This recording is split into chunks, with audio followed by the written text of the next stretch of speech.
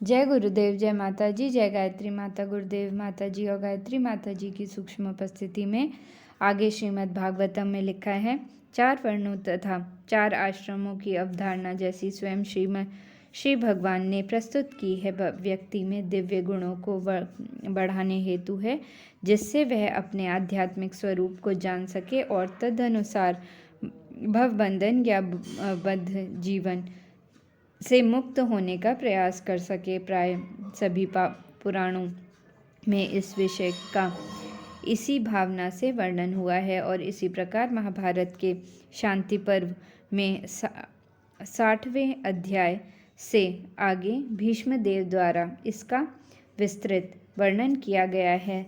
सभ्य मनुष्यों के लिए वर्णाश्रम धर्म की संस्तुति इसलिए की जाती है जिससे वे मानव जीवन को सफलतापूर्वक समाप्त करने की शिक्षा प्राप्त कर सकें। आहार, निद्रा, भय तथा मैथुन में रत निम्न पशुओं के जीवन में और आत्म साक्षात्कार में अंतर है। भीष्मदेव ने सभी मनुष्यों के लिए 9 गुण बताए हैं। क्रोध ना करना, झूठ ना बोलना, धन संपदा का सम्मान करना, मन में शुद्ध तथा शरीर से स्वच्छ रहना, किसी के प्रति शत्रु भाव ना रखना, सरल होना तथा सेवकों या आश्रितों का पालन करना। उपर्युक्त प्राथमिक गुणों को अर्जित किए बिना मनुष्य को सभ्य नहीं कहा जा सकता। इसके साथ बुद्धिमान व्यक्तियों, प्रशासनिक व्यक्तियों, वणिक समुदाय तथा श्रमिक वर्ण को समस्त वैदिक शास्त्रों में वर्णित अपनी अपनी वृत्तियों के अनुसार विशेष योग्यताएं प्राप्त करनी होती हैं। बुद्धिमान व्यक्ति के लिए इंद्रियों पर संयम रखना सर्वाधिक अनिवार्य योग्यता है। यह नैतिकता का मूलधार है। अपनी वैध पत्नी से भी नियंत्रित रूप से मैथुन करना चाहिए, जिससे स्वतः परिवार नियोजन हो सके। बुद्धिमान मनुष्य यदि वैदिक जीवन प्रणाली नहीं अपनाता तो वह अपनी योग्यता का दुरुपयोग कर रहा होता है।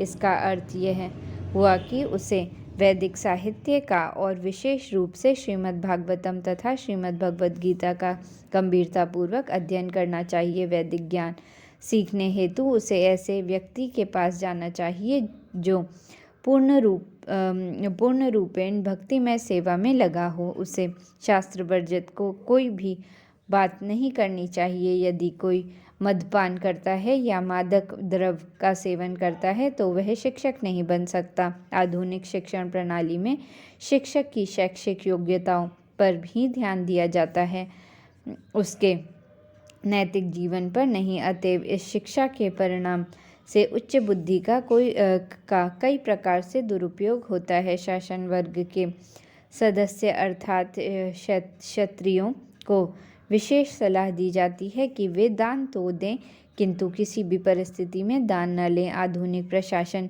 राजनीतिक कार्यों के लिए धन संग्रह तो करते हैं किंतु वे किसी भी राजकीय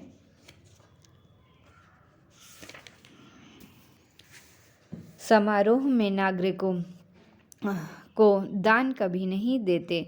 यह शास्त्र के आदेशों के सर्वाधिक विपरीत है। प्रशासक सर्व को शास्त्रों में निपुण होना चाहिए, लेकिन उन्हें शिक्षक का पेशा नहीं अपनाना चाहिए। प्रशासकों को कभी भी अहिंसक बनने का स्वांग नहीं करना चाहिए जिससे उन्हें नरक जाना पड़े। अब अर्जुन कुरुक्षेत्र के युद्ध स्थल में अहिंसक कायर बनना चाह रहा था। तब भगवान श्री कृष्ण ने उसकी तीव्रता प्रताड़न की। श्री भगवान ने अहिंसक पद स्वीकार करने हेतु अर्जुन को अभ्यत पुरुष तक कह डाला। प्रशासन वर्ग को व्यक्तिगत तौर पर सैन्य शिक्षा में प्रशिक्षित होना चाहिए। मात्र वोटों की संख्या के आधार पर कायरों को राष्ट्रपति के पद पर नहीं बैठना चाहिए। एकत्र राजा अत्यंत वीर पुरुष होते हैं। अतएव यदि एकत्र राजा को कर्तव्यों का नियमित प्रशिक्षण दिया जाए तो राजतंत्र पद्धति को चालू रखना चाहिए। युद्ध में राजा या राष्ट्रपति को तब तक घर नहीं लौटना चाहिए जब तक शत्रु द्वारा घायल न हो जाए। आज का तथाकथित राजा कभी युद्ध भूमि में तो जाता ही नहीं, वह झूठी राष्ट्रीय प्रतिष्ठा की आशा में सैन्य शक्ति को कृत्रिम रूप से प्रोत्साहित करने में अत्यंत दक्ष होता है। जैसे जैसे प्रशासक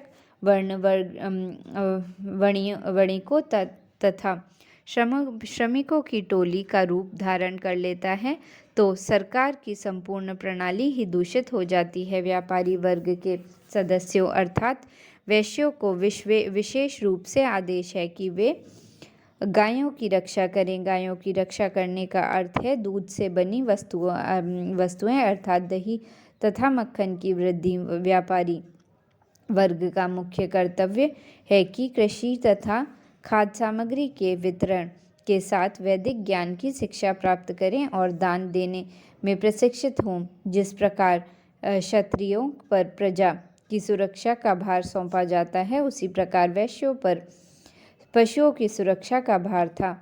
पशु कभी भी वध किए जाने हेतु नहीं होते हैं।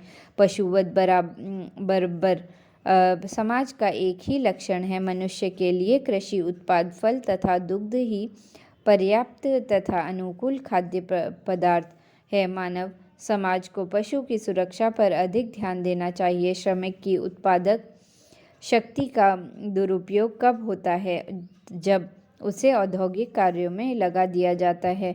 विभिन्न प्रकार के उद्योग कभी भी मनुष्य की अनिवार्य आवश्यकताओं तथा चावल, गेहूं, धान्य, दूध, फल, तरकारी का उत्पादन नहीं कर सकते। मशीनों तथा मशीन औजारों के उत्पादन से सर्वाथी वर्ग के लोगों के कृत्रिम रहन सहन को बढ़ावा मिल रहा है और हजारों लोग भूखे मरते हैं तथा अशांत बनते हैं। सभ्यता का मानक यह नहीं होना चाहिए। शूद्र वर्ग कम बुद्धिमान होता है और उसे कभी भी स्वतंत्रता नहीं मिलनी चाहिए। वे समाज के 3 उच्चतर वर्णों की सेवा करने के निमित्त हैं। शूद्र वर्ग उच्चतर वर्णों की सेवा से ही जीवन की संपूर्णता सुविधाएं प्राप्त कर सकता है। शूद्र के लिए यह विशेष आदेश है कि वे धन संचय न करें। ज्यों ही शूद्र धन संग्रह कर लेते हैं, त्यों ही वे इसका दुरुपयोग सुरा, सुंदरी तथा जुआ खेलने में करने लगते हैं। सूरा, सुंदरी तथा जुआ खेलने इसके सूचक हैं कि जनता शूद्रों से भी नीचे गिर चुकी है। उच्च जातियों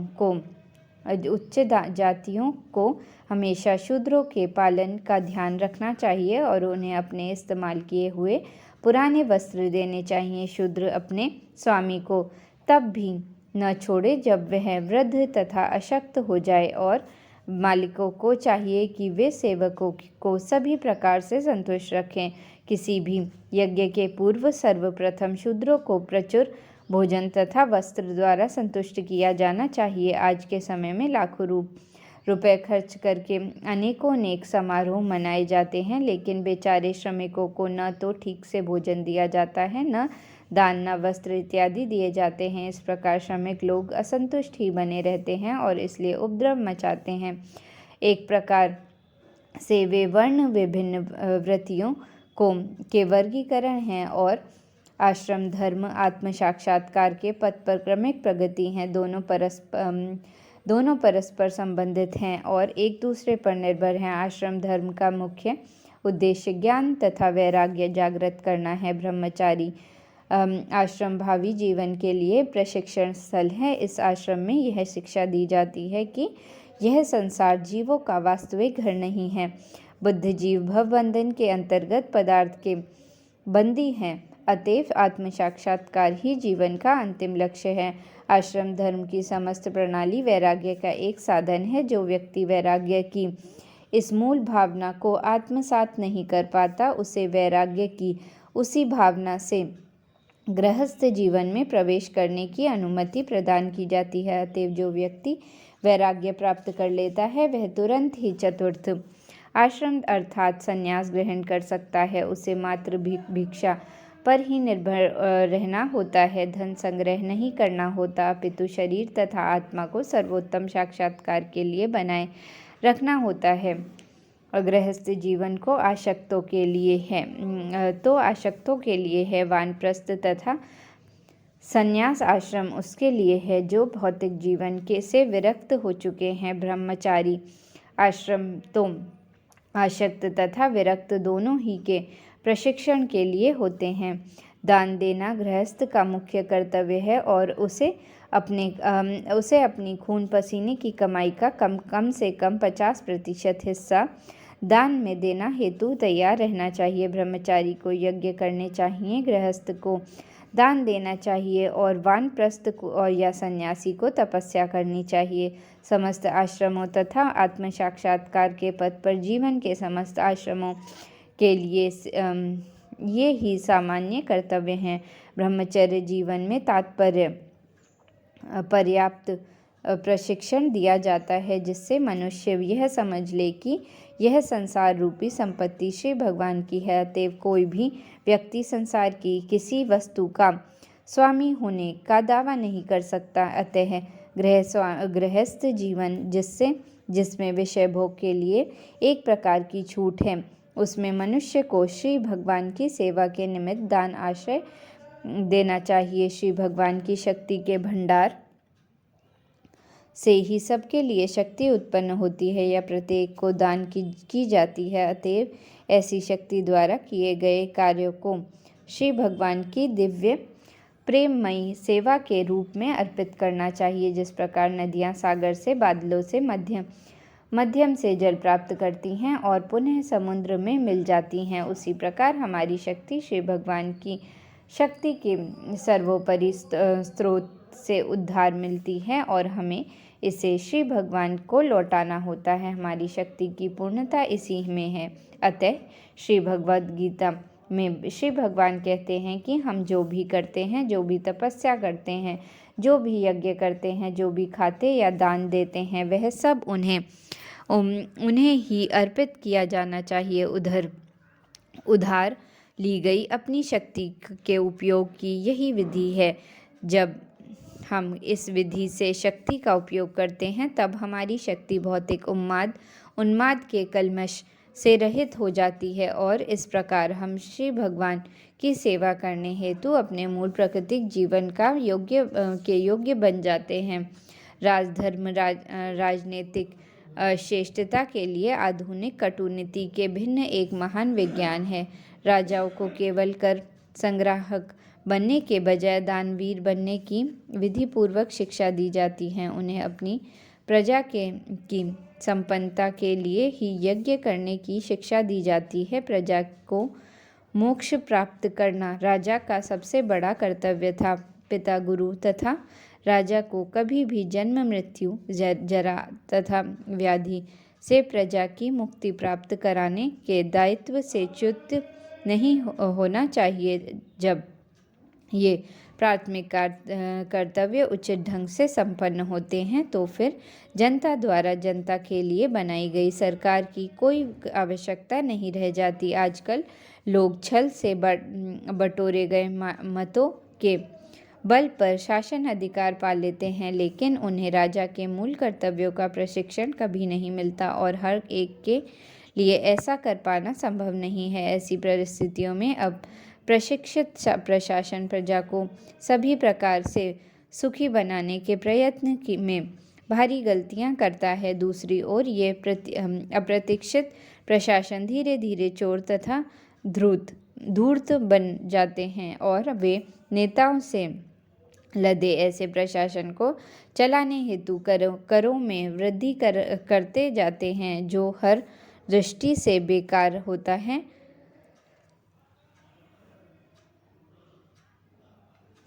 वास्तव में मनु संहिता तथा पराशत कृत धर्मशास्त्र जैसे शास्त्रों के अनुसार राजा को समुचित प्रशासनिक निर्देश देने हेतु योग्य ब्राह्मणों की आवश्यकता होती है। एक गुणवान राजा जनता का आदर्श होता है। अतः यदि राजा पुण्यात्मा, धर्मात्मा, शौर्यवान तथा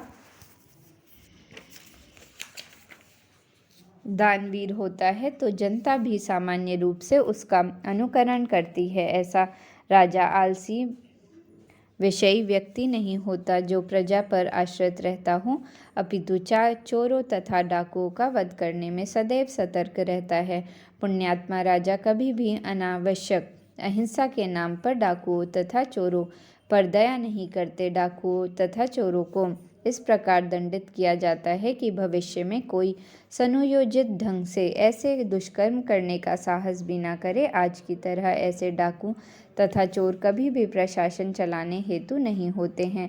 तब कर लगाने के नियम सरल थे और न तो कोई बल प्रयोग किया जाता था, न घुसपैठ। राजा को प्रजा की उपज का 1/4 लेने का अधिकार था। राजा को किसी को प्राप्त संपदा का 1/4 भाग लेने का अधिकार था। किसी को इतना देने में कोई इतरज भी नहीं था, क्योंकि राजा के पुण्यात्मक होने तथा धार्मिक एकता होने के कारण प्रचुर प्राकृतिक संपदा होती है, यथा अन्न, फल, फूल, रेशम, कपास, दूध, हीरे, जवाहरात, खनिज इत्यादि। अतएव कोई भी भौतिक दृष्टि से संतुष्ट नहीं रहता था। प्रजा कृषि तथा पशुधन में समृद्धि थी, अतएव उसके पास प्रचुर अन्न, फल तथा दूध था और उन्हें साबुन, सौंदर्य प्रशासन, सिनेमा तथा मदिरालयों की कोई कृत्रिम आवश्यकता न थी।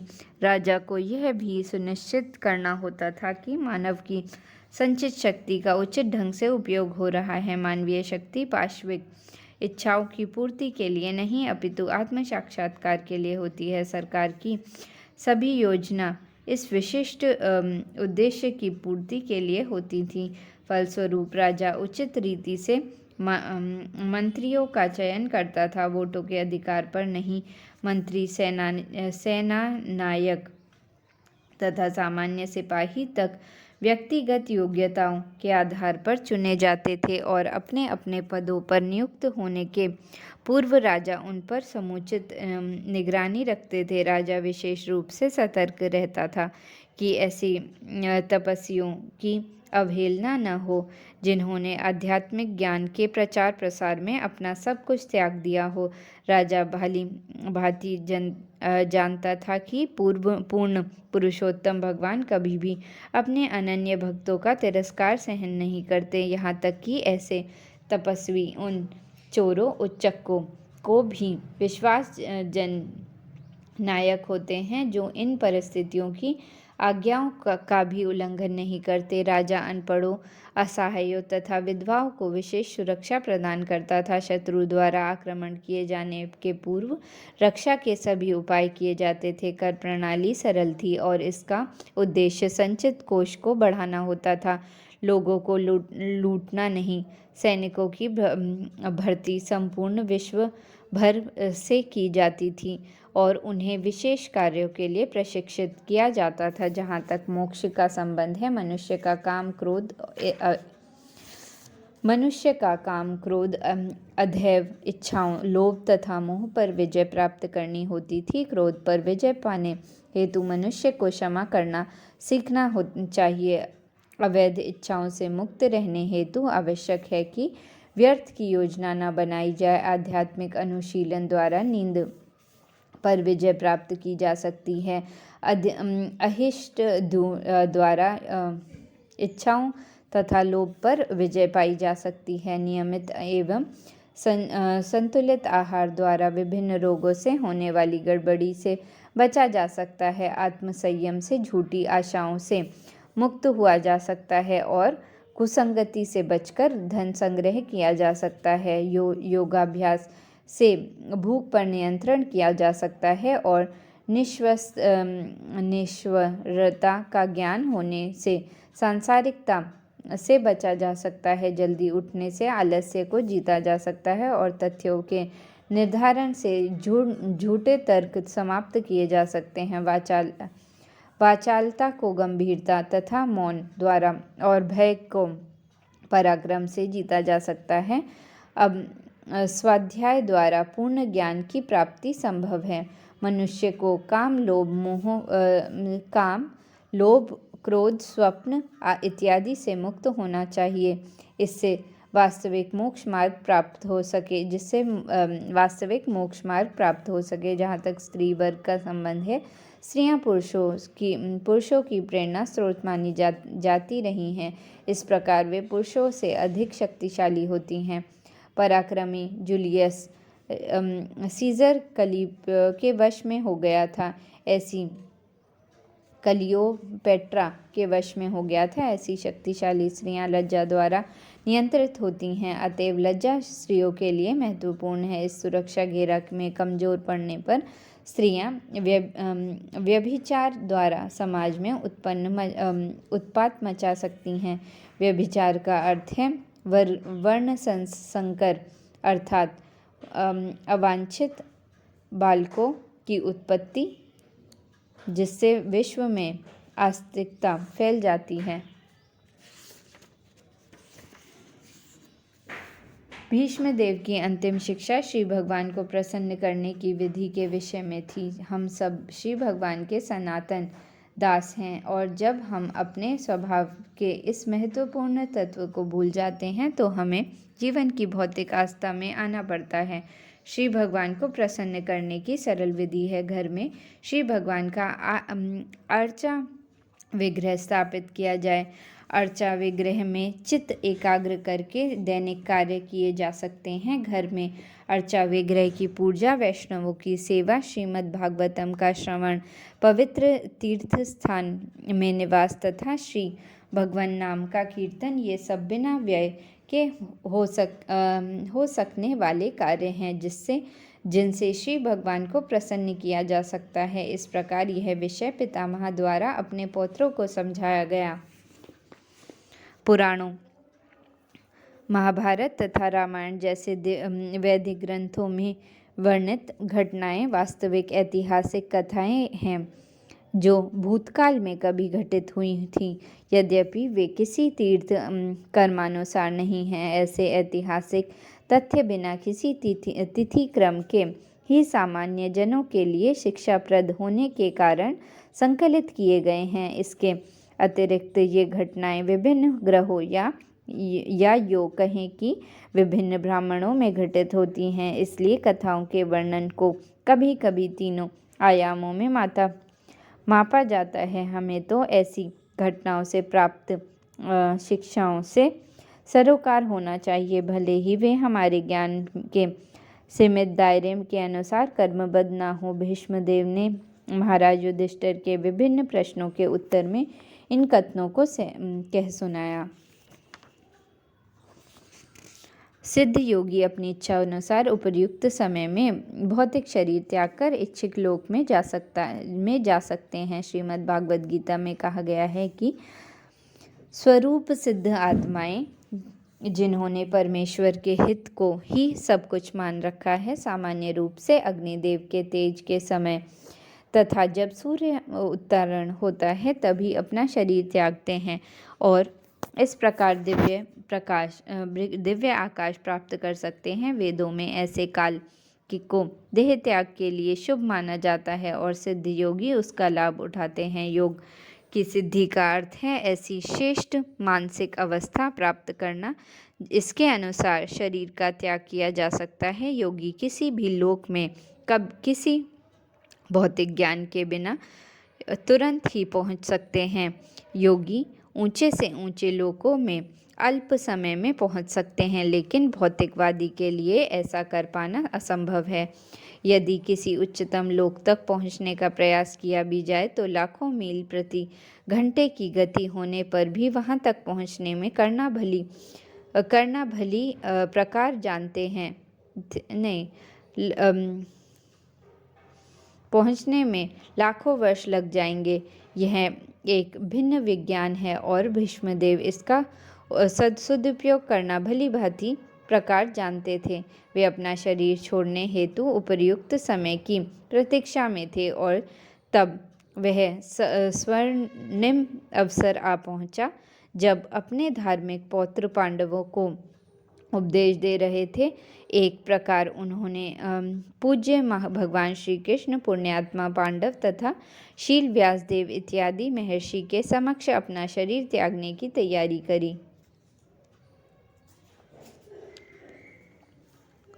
अपना भौतिक शरीर त्यागते समय भीष्मदेव ने मनुष्य जीवन के महत्वपूर्ण कार्य से संबंधित यशस्वी उदाहरण प्रस्तुत किए। मरते हुए व्यक्ति को जो विषय जितना आकर्षित करता है वह उसके अगले जन्म का शुभारंभ बनता है। अतएव यदि कोई परमेश्वर श्री कृष्ण के विचारों में लीन रहता है तो इसमें कोई संदेह नहीं है कि उसके लिए श्री भगवान के धाम को प्राप्त होना निश्चित है। इसकी पुष्टि श्रीमद् भागवत गीता में हुई है।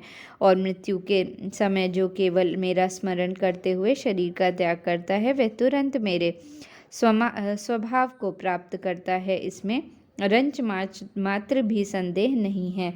शरीर त्यागते समय मनुष्य जिस भाव का स्मरण करता है वह उस भाव को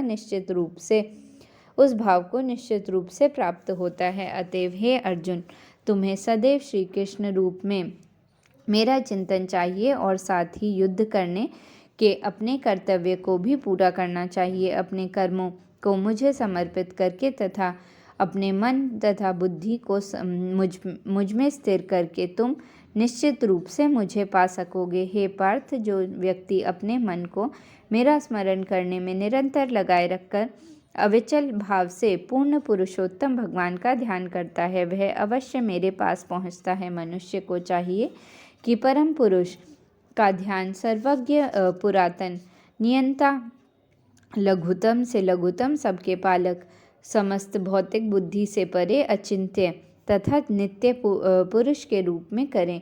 वे सूर्य के समान तेजस्वी हैं और दिव्य होने के कारण इस भौतिक प्रकृति से परे हैं। मृत्यु के समय जो व्यक्ति अविचलित मन से योग शक्ति द्वारा अपनी प्राणवायु को बोहों के बीच में स्थिर कर लेता है और पूर्ण भक्ति के साथ परमेश्वर का स्मरण करता है वह निश्चित रूप से पूर्ण पुरुषोत्तम भगवान को प्राप्त होता है। जो वेदों के ज्ञाता हैं, जो ओमकार का उच्चारण करते हैं और जो संन्यास आश्रम के महान मुनि हैं, वे ब्रह्मा के में प्रवेश करते हैं। ऐसे सिद्धि की इच्छा करने वाला ब्रह्मचर्य व्रत का पालन करता है। अब मैं तुम्हें एक विधि बताऊंगा जिससे व्यक्ति मुक्ति लाभ कर सकता है। समस्त इंद्रियां क्रियाओं से विरक्ति को योग की स्थिति, योग धारण कहा जाता है। इंद्रियों के समस्त द्वारों को बंद करके तथा मन को हृदय में और प्राणवायु को सिर के ऊपरी भाग में स्थित करके मनुष्य अपने आप को योग में स्थापित करता है। इस योग में स्थित होकर तथा अक्षरों के परम संयोग ओमकार का उच्चारण करते हुए यदि कोई पूर्ण पुरुषोत्तम भगवान का चिंतन करता है और अपने शरीर का त्याग करता है तो वह निश्चित रूप से भगवत धाम को जाता है। हे प्रथापुत्र, जो अनन्य भाव से निरंतर मेरा स्मरण करता है उसके लिए मैं सुलभ हूँ, क्योंकि वह मेरी भक्ति में निरंतर प्रवृत्त रहता है। महात्मा, जो भक्ति योग है मुझे प्राप्त करने के बाद कभी भी इस दुखों से भरे क्षणिक जगत में नहीं लौटते, क्योंकि उन्हें परम सिद्धि प्राप्त होती है। भीष्मदेव को इच्छानुसार शरीर त्याग करने की सिद्धि प्राप्त थी और मृत्यु के समय अपने समक्ष अपने अभीष्ट भगवान श्री कृष्ण के साक्षात दर्शन पाकर वे धन्य थे। अतः उन्होंने अपने खुले हुए नेत्र उन पर केंद्रित किए। वे अपने प्रगाढ़ प्रेम के कारण भगवान श्री कृष्ण को दीर्घ काल तक देखना चाह रहे थे, क्योंकि वे शुद्ध भक्त थे। अतएव उन्हें योग की विशद क्रियाओं की आवश्यकता नहीं थी। सिद्धि के लिए सरल भक्ति योग की ही तात्पर्य है। अतएव भीष्मदेव की हार्दिक इच्छा भगवान श्री कृष्ण को साक्षात देखने की थी, जो परम प्रेम थे, और भगवत कृपा से श्री भीष्मदेव को अपनी अंतिम सांसें लेते समय वह सुअवसर प्राप्त हुआ। जय गुरुदेव, जय माता जी, जय गायत्री माता।